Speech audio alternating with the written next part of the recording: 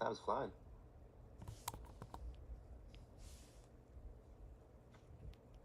Cal, I can't hear you though. Time's flying. JC Jackson's active.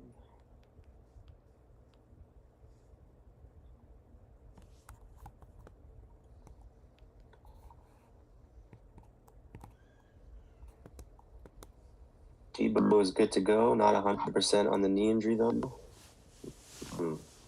Kind of a risky play. So we're going to start talking about this Buffalo game that's going on right now with Jacksonville. Yeah, it's slowly picking up now. It started off kind of slow. Yeah. Buffalo's defense, man. Too many injuries.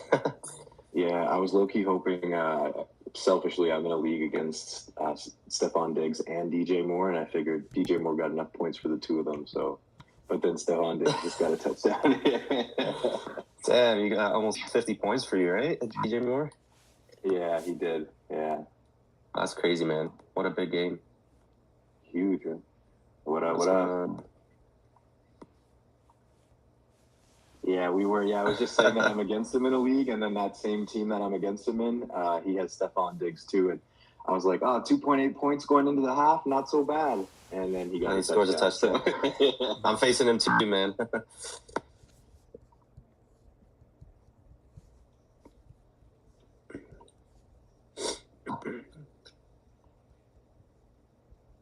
Yeah. That's tough.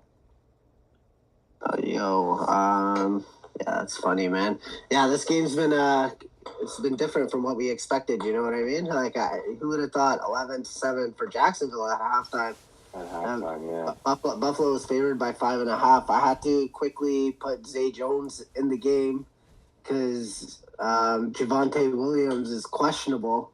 Like, true game time decision for 425. So just make sure you guys are checking that out. If you can pick up Jaleel McLaughlin or Samaje Perine, that might be something to look at. There's a lot of games at 4 o'clock today, which is super weird, but whatever.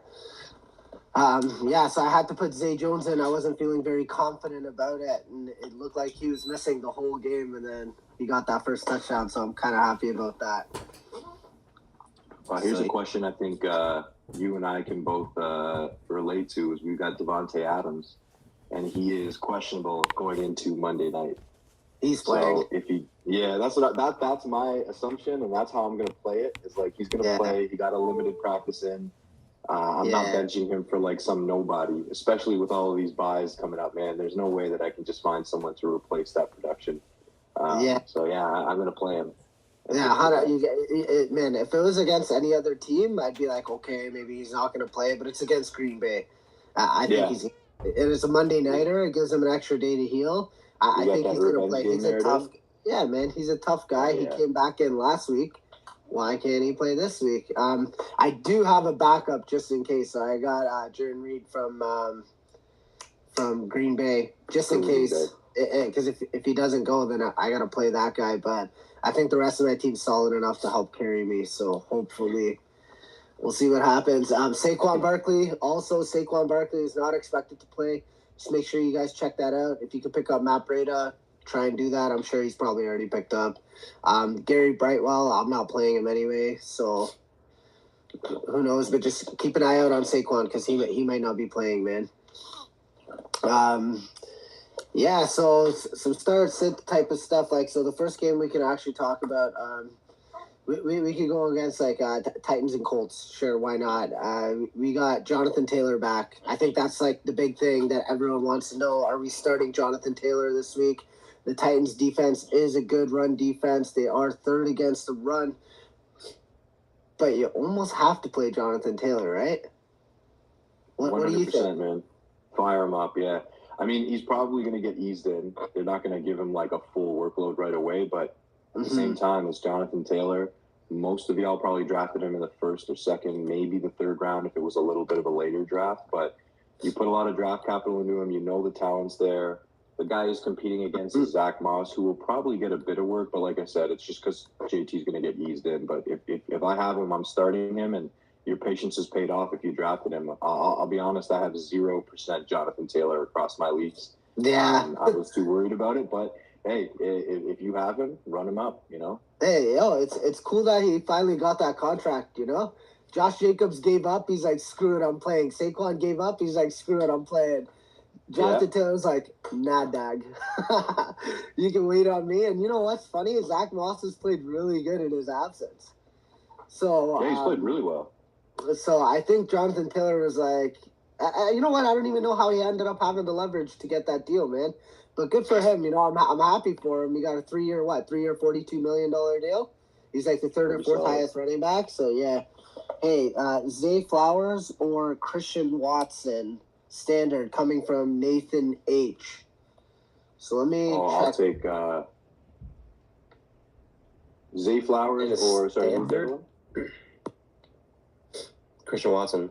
I would take Watson if it's standard.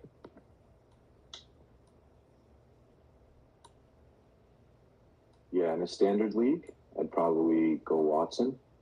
Although Zay Flowers was my start of the week or one of my starts. I think he's in line for a nice game too. But taking into consideration the league setup with standard, who's more likely to get a touchdown? Because that's going to be the thing that separates those. And I think personally, I'd lean towards Christian Watson, especially in his second game back after the hamstring. Yeah, if it was half PPR, I'd probably go to Zay Flowers. Kyle, you're having audio issues. I can hear you. I don't know why. But yeah, you can hear me now? Man, I'm wired up.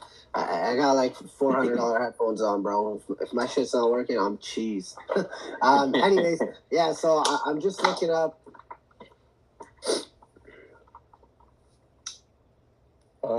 You're cutting out again.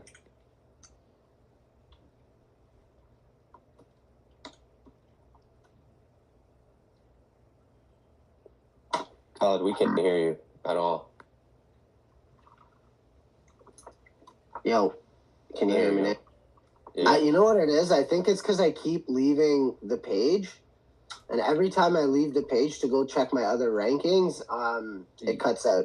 So it's all good. So I just checked it out. So they have Fantasy Pros has Zay Flowers at wide receiver 21. They have Christian Watson at wide receiver 24.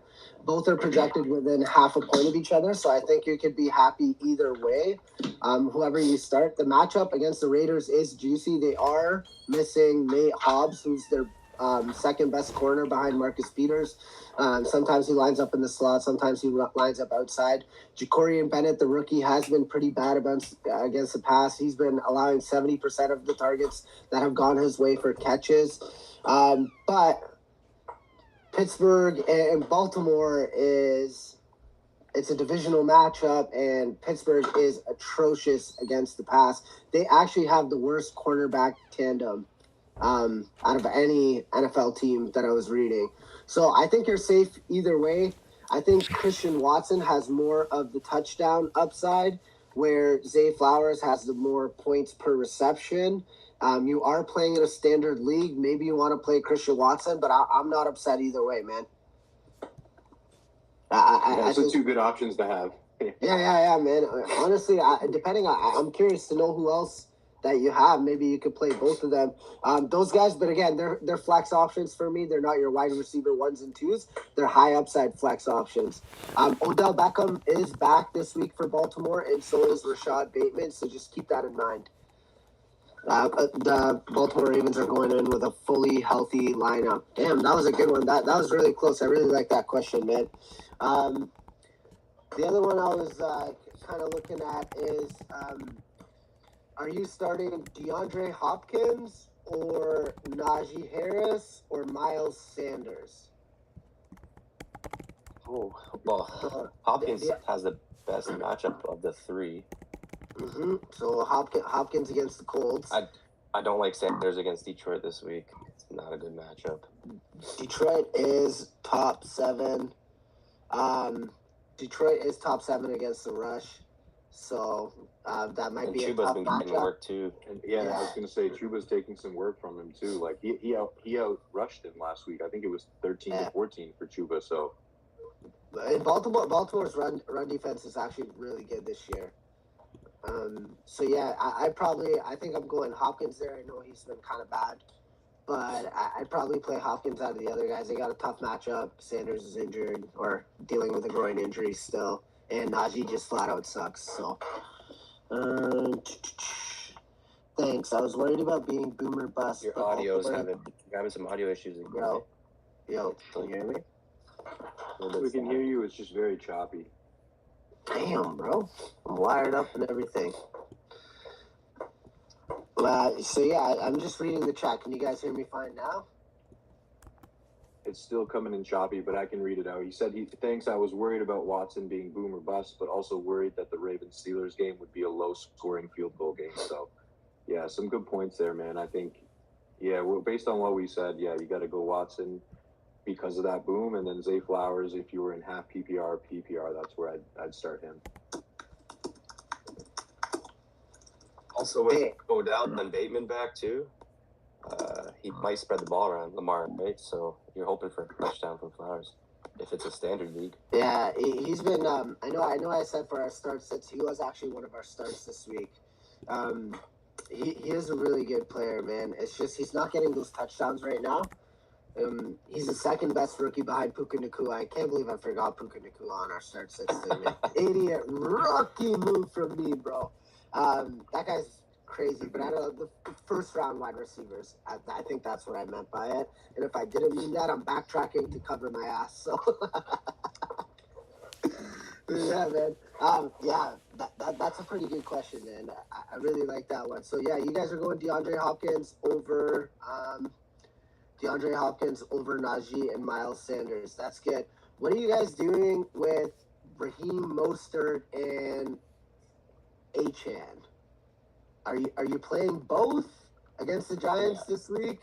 Or let's say you have both of them because you wanted to handcuff. Are you playing both Achane and Raheem Mostert? And if you had to choose between one of them, who would you choose to start? I'd play both. It's a great matchup for them. Most likely going to be in the lead majority of the game, so they don't have to throw much. If you had to go with one over the other, oh man, probably H&M, just because he's been on a roll right now. He's getting more. Depending on your league too, right? If it's a standard or half PPR. Half PPR probably H&M, but standard maybe lean towards Mostert a bit more. But they're both great options. Yeah, I agree with that. I think if you have both, you can start both very, very comfortably. Like, yeah, Mostert didn't have the greatest week last week, but I think like with the work that Mostert's done this year, you're pretty comfortable starting him. And then HN, obviously, last 2 weeks has just exploded. I've got him in a couple leagues, and I'm starting him with no hesitancy at all. And then if you had to start one over the other, I'd probably lean HN just because he seems to be getting more work, and that trend is continuing up week to week, developing a nice rapport with Tua. So I would start HN over Mostert if I had to choose. But if you have both and you'd like to start them both, I have no issue with that at all. For sure, man. Honestly, I wish his name was A-Chain, so I could call him A-Train with a CH. You know what I mean? Like, that guy's so damn good. He was a track star in college, and when he plays, though, he actually looks like an NFL player. Like, he doesn't look like a guy that ran track, that's just running go routes, or he's just like trying to run up the gut, kind of like Dre Archer did back when he was drafted by, I think it was the Pittsburgh Steelers. He actually looks like a real NFL player when he runs, which I love that. Also, Raheem Mostert has had injury issues in the past, so I think Miami really likes Mostert. It's not that they don't like him. I think they just want to keep him healthy because they want to make a deep playoff push. Miami is averaging 178 yards on the ground. Raheem Mostert and Achane are both top 7 running backs, which is insane because when we talked about it preseason, put your hand up if you would have thought Miami would have been one of the best rushing teams out of anybody. And it's kind of crazy because they're very good with the pass. Like, Tua's top 5 in pass yards, too. That offense is just... I know a lot of it's mystery from the Denver game, but still, man, that's looking like a pretty damn good. That's looking like a pretty damn good offense there. You know what it is? It's the 49ers offense on steroids. You got 4-3 speed on the outside with Waddle and Hill, and then you got 4-3 speed with HM. I mean, they're using the outside zone scheme running game in Miami with a running back that runs a 4-3. Oh my goodness. This offense is going to be like almost impossible to stop. It's pick your poison. Yeah. That's what's crazy about Miami. For sure. I have a funny question for you. I think it's even stupid that I'm even asking this question. But how do you guys feel about starting Joe Burrow today? And if you have Joe Burrow and let's say somebody like who's going on the opposite side of him, like a Josh Dobbs or a CJ Stroud or even a Matt Stafford, like are you playing any of those guys over Burrow, or are you rolling with Burrow this week with T. Higgins out still? Yeah, I talked about it on the start sits. If you haven't checked that out, more than welcome to on our page. But I would say that I'd be sitting Joe Burrow this week. His fantasy points numbers output has been awful for the first 4 weeks, with exception of maybe one that's just like mediocre at best. I talked about being able to start Joshua Dobbs over him this week. I'd probably even throw out CJ Stroud. He's been throwing the ball really well. I probably would draw the line at Matt Stafford. I think he's been a fantastic NFL quarterback, just not a great fantasy one. So I would maybe just hang on to Joe Burrow and see if we can see something from him this week. But for this week, yeah, I would start Josh Dobbs or the boy, the other quarterback we had mentioned. Dobbs. Dobbs and Stroud. Yeah. Dobbs and Stroud. I'd start both of them over Burrow this week. Yeah. What about Danny Dimes? Where do you draw the line? Is Danny Dimes there? Like, are you playing Danny Dimes against Miami? It's going to be a high-scoring game. I would stay away from Danny Dimes, man. No Saquon? That O-line is banged up. Nah. Yeah, the Seattle defense crushed him last week. Miami's, I would say, is better than Seattle's. I'd probably stay away from Danny Dimes this week, too. You know what? Danny Dimes has more interceptions this year than he did all last year, and it's only been 4 games. A prop bet you might want to try is Danny Dimes over half an interception, man. It seems like it's almost guaranteed every week he's going to be throwing the ball a lot. I actually, in one of my bets last week, I had Danny Dimes with 2 interceptions because I was like, screw it, man. Like, it's Danny no dimes in a primetime game, and I actually ended up winning that bet, which is pretty crazy. So maybe if you want to bet that might win you some money, Danny Dimes over half an interception, that might be something that you want to look at. So yeah, those are some QBs there. Now let's see who else. How do you guys feel about Breece Hall this week? What are we doing with Breece Hall this week? We're starting him, baby. Got the juiciest matchup of all running backs, and they're letting him loose finally. Yeah, so let's say if you had, Breece Hall and Joe Mixon, who are you starting there? Mixon's matchup is really nice this week. I'd probably go Mixon, but that's a tough one. That's right neck and neck with each other, in my opinion. Yeah, I'm not trying to make it easy on you guys, you know? Yeah. We got to test you guys, right? It's a good problem to have. For sure. How about Breece Hall or Isaiah Pacheco? Pacheco's been running wild, man. So Pacheco against the Vikings or Breece Hall against the Broncos? I'll take Breece. I think if his volume does go up like the coach said.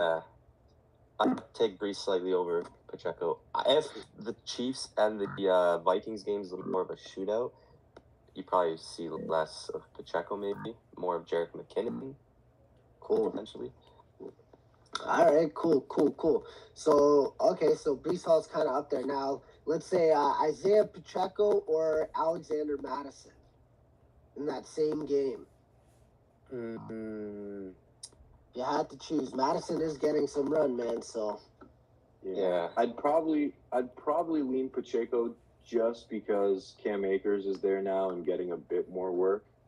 Not a ton, but and from what I've seen from Madison this year, like he's got a couple drops and fumbles, maybe some that haven't counted because they came after a flag, but I'd probably run Pacheco out there. Yeah. Man, I'm a Madison owner. I own him in all my leagues because I thought this was the year Madison finally does great. And he's been playing pretty good the last 2 weeks, you know? So I gotta respect that, right? So, all right. So let's get to a wide receiver one. Let's say Jordan Addison and any of the Kansas City wide receivers. So Sky Moore, Rashee Rice, any one of those guys. Because week to week you can't pick who's got who. I know, man. I think I'm out on the KC wide receivers. Like, you'll have to guess right, and that's just what it is. It's a guess. You're not going to be able to like use any data or have a good process to help you find that wide receiver that's going to get the touchdown or the work for the KC Chiefs. Mahomes is good enough that he can spread it around. Yeah, I'd go on the other side of that and take Addison. You want to hear something funny? You know who actually leads the Kansas City wide receivers in snap share? Guess. Watson. It's Justin Watson. It's Justin Watson, yeah. Every time he touches the ball, I'm like, is that Kelsey? Is that Justin Watson? Is that Noah Gray? They got too many 6'3" white guys on their team with around the same number for me to know who's catching what, man. But Justin Watson is actually the receiver that has the most snap share out of all of them. He seems like he's their big play guy. So that's jokes. Okay, so we got a question from I Get Air 21 saying Tua versus the Giants or Anthony Richardson against the Titans. What do you guys think? Bro, this is a question I've been asking myself all week long. You got both? Yeah, in one of my leagues, I've got both of them. I took Tua late and then Richardson even later. And, man, I did not think Richardson was going to be this good this soon. Honestly, I didn't. And so, like, one of the things that gets me, and this is what, like, fantasy's all about, is last week I was up against a couple guys that went absolutely crazy. He had a couple 36 points performers. And I had come back with the Seattle defense on Monday night, and if I had started Richardson over Tua, I would have won my matchup. What? I ended up losing. It's actually crazy. So, and that was my first loss of the year in that league. I was 3-0, so it was tough to see. But again, now I'm stuck with this conundrum of who do I start? You know, Tua versus the Giants. That's a big potential game. I think like just on the Miami side, he could be the QB1 overall easily. But then I look over at Anthony Richardson, and you have that really safe floor because you know he rushes the ball. Yeah, JT's back, but again, maybe they ease him in. I'll let you guys answer this one first before I give my final answer, if you guys don't mind. Yeah, for sure, man. Snowman, you want to go first? I'll go after you, buddy. Man, that's such a good problem to have. You can't really go wrong with either one. You're just hoping that if Miami blows them out, it's Tua doing it with his arm and not with the run game, because I don't see the Giants keeping up with Miami. Their offense is banged up. So this might be more of like Miami's run game and defense holding it down and Tua not having to do much.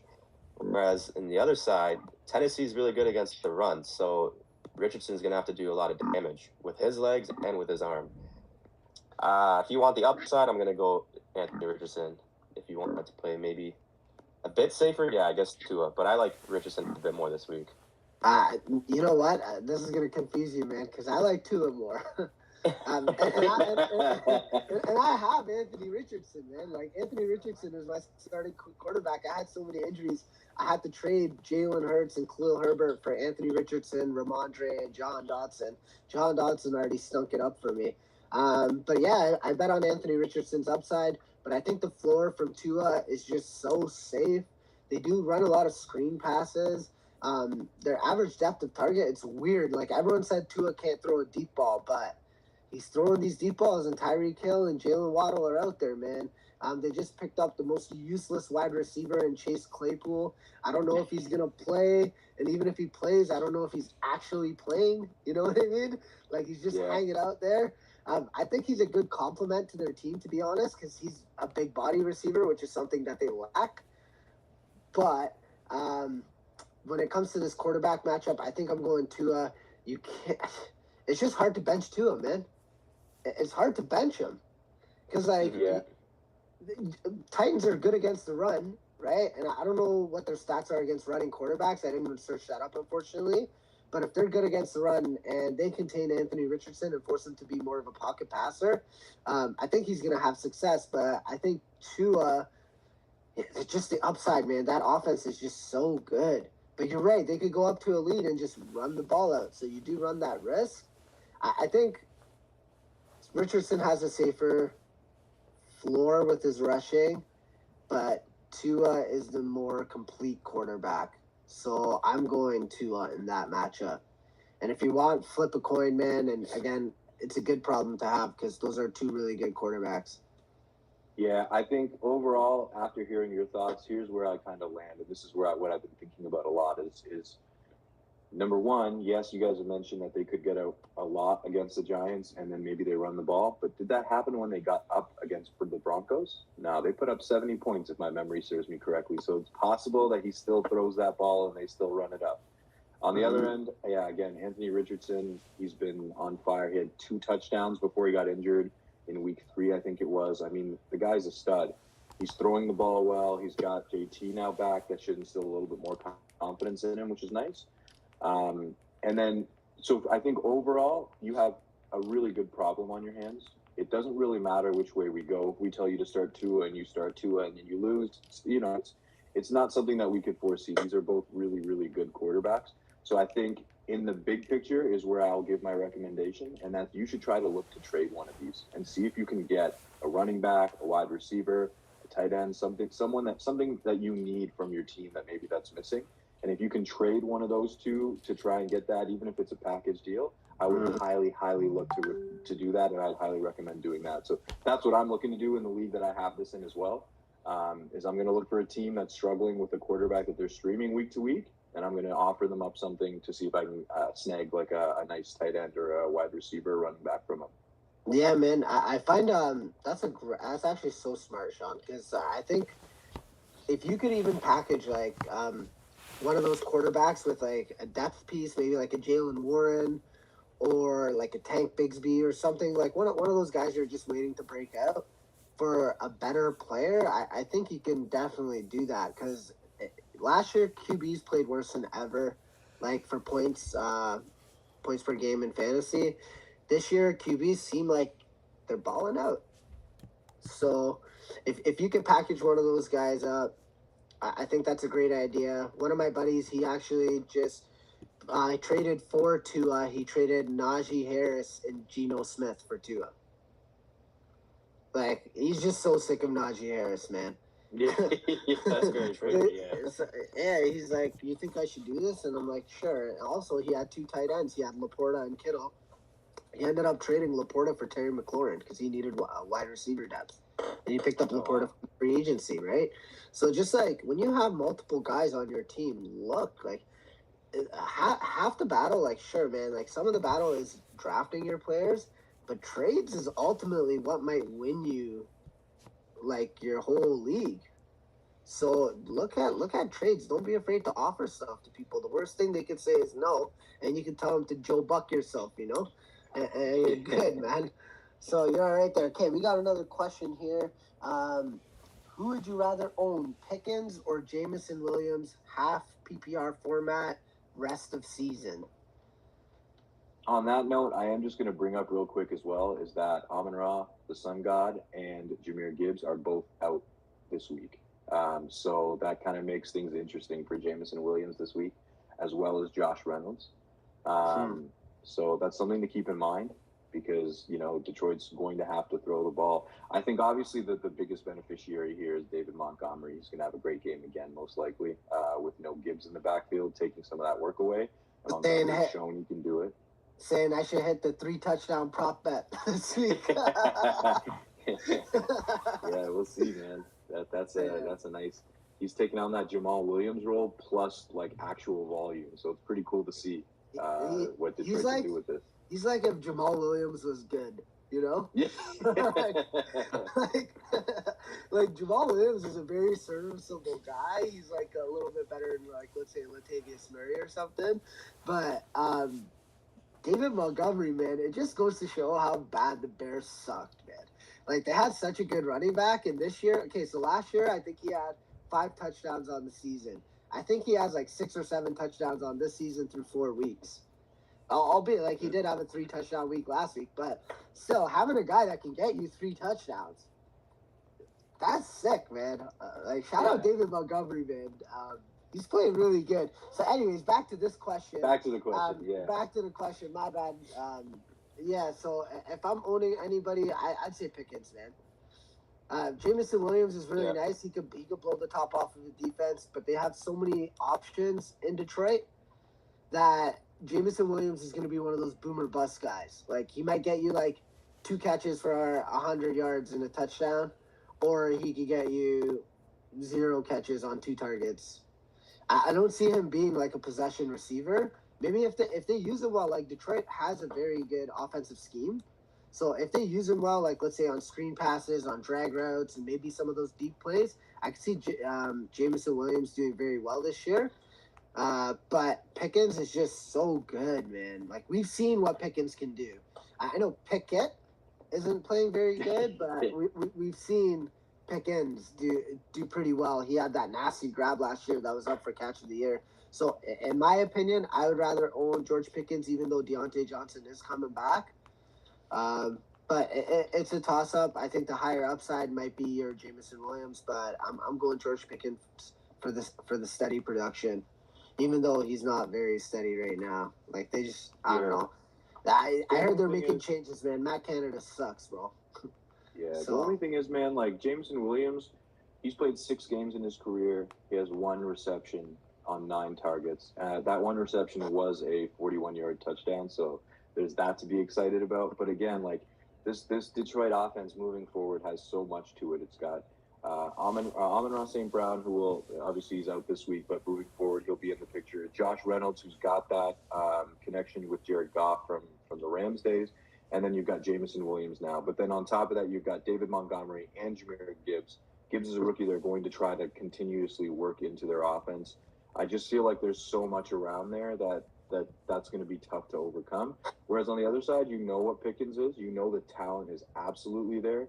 And either Deontay Johnson coming back may even help take some of the spotlight away from him, and maybe some of the better defenders, and maybe some of those schemes they're running defensively.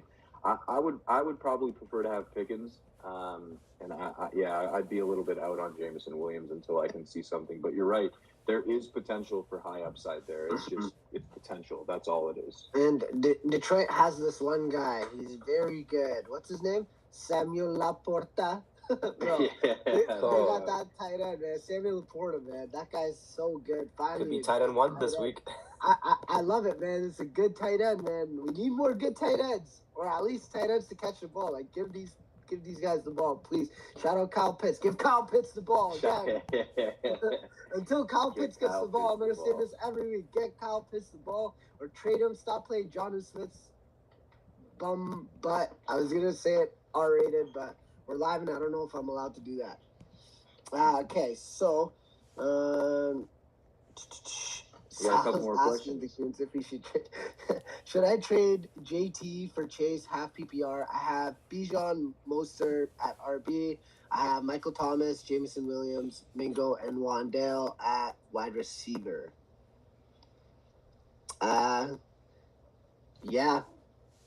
Chase is going in the first round. If somebody is stupid enough to do that, you do it. Chase's trade just went down. What trade just went down? Pickens for Jameson Williams and everything. Okay, so we influenced some stuff. That's so funny. You know what? That pisses me off because I'm actually going against Sal this week, and if he gets to play Pickens, I'm gonna be pissed. Okay, so. But I would say the JT for Chase, half PPR. I think in all leagues, I would probably go with take Chase for JT. But in this case specifically, where he's got Bijan and Mostert already, those are 2 solid running backs. The wide receiver room's looking a little bit shaky. So I would 100% take that and then run with it. Chase was going number 1 overall, man. Like, he was going top 2, top 3. Yeah, top 2, top 3 in almost every draft. I didn't see him fall past. Actually, in one draft, because some dumbass took Jalen Hurts 2nd overall. Some shit. Yeah, that was actually one of the leagues I was in a part of. He had CMC queued up as his number one and Jalen Hurts in his second.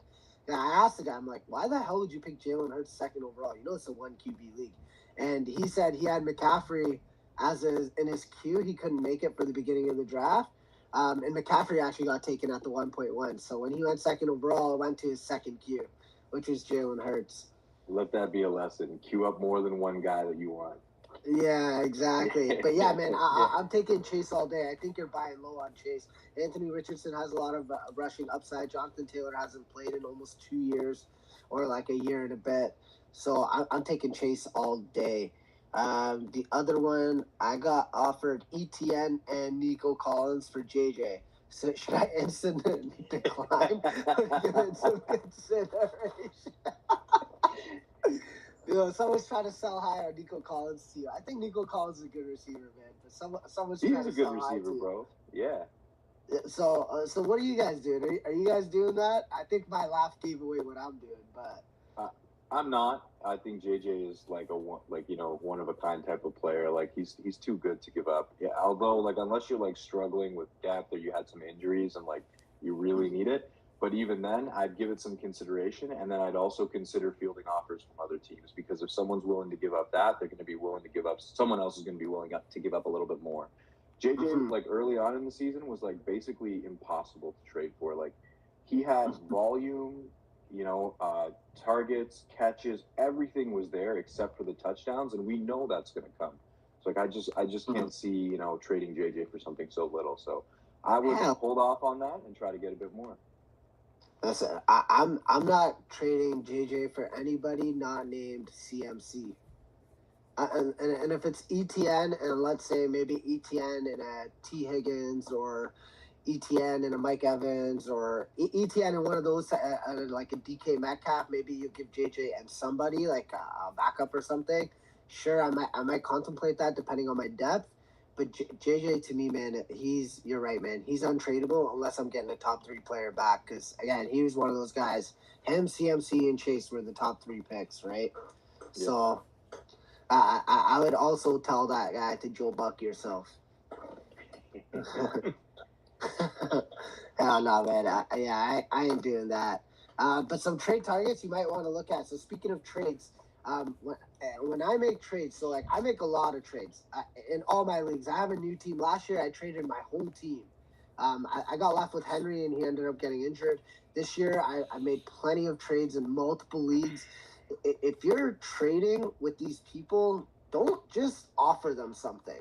Look at what their needs are, man. Like if you're an RB heavy guy and there's a wide receiver heavy guy and he doesn't have good RBs, target that person. Don't go to the guy that has really good running backs and be like, hey, I have this running back. Do you want him? Or a good guy that has good wide receivers. Hey, I'm this wide receiver.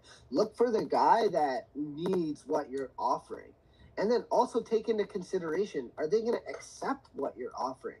Let me tell you the biggest secret about trades, okay? This one's for free. I'll give it to you all, okay? You have to give something good to get something good. I think a lot of people forget that.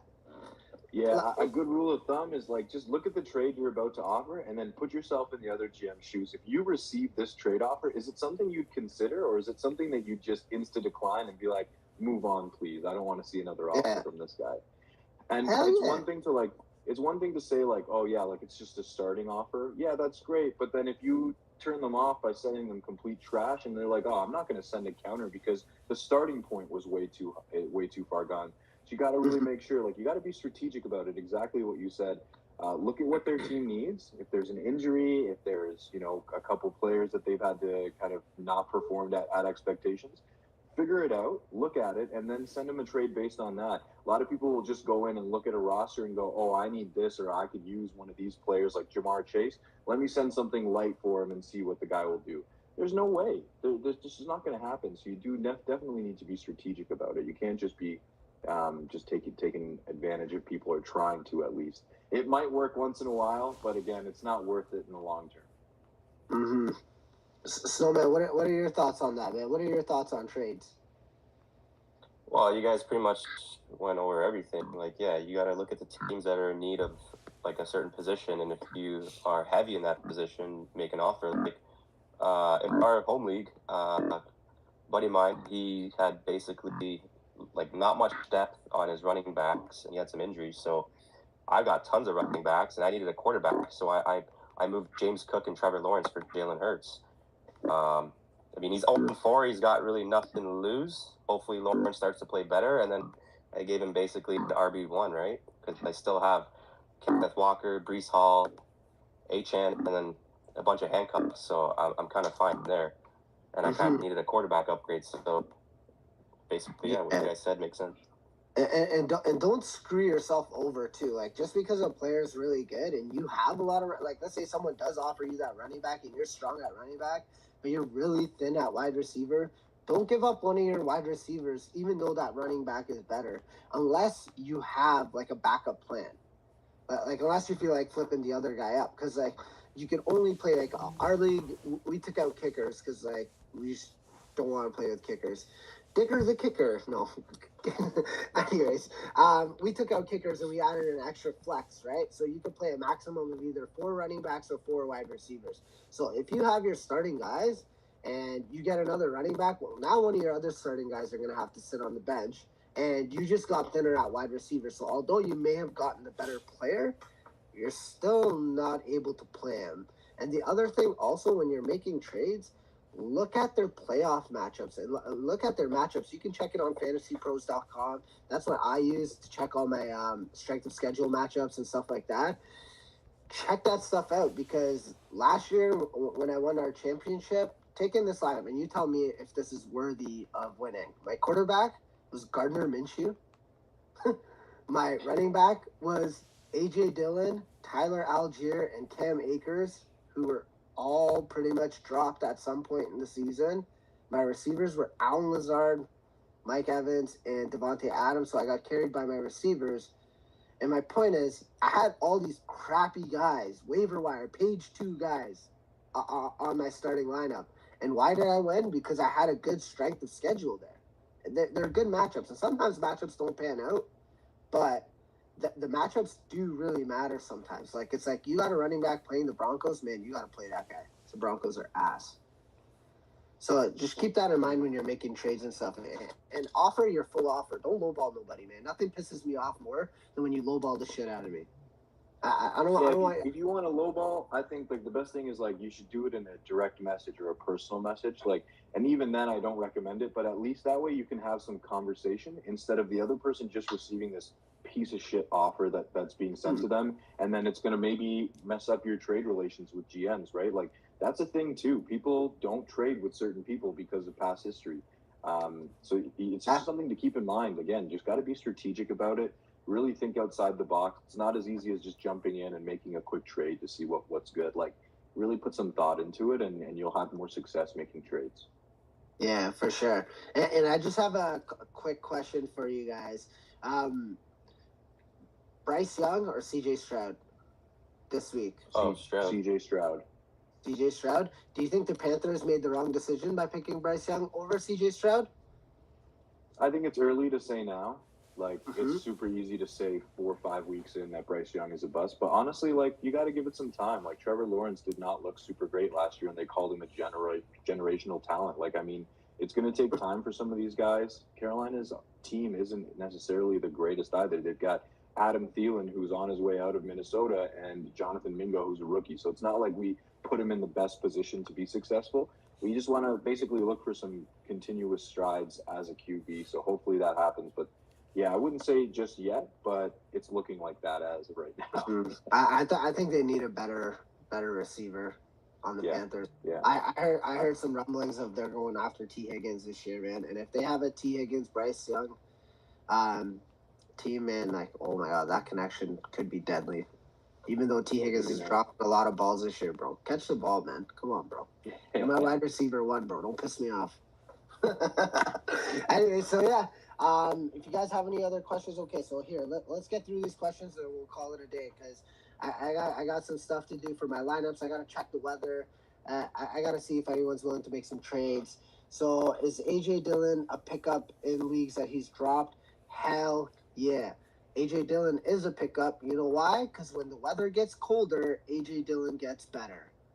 So I definitely like A.J. Dillon at the back end of the season. So for me, A.J. Dillon is definitely a pickup, depending on who's on your roster.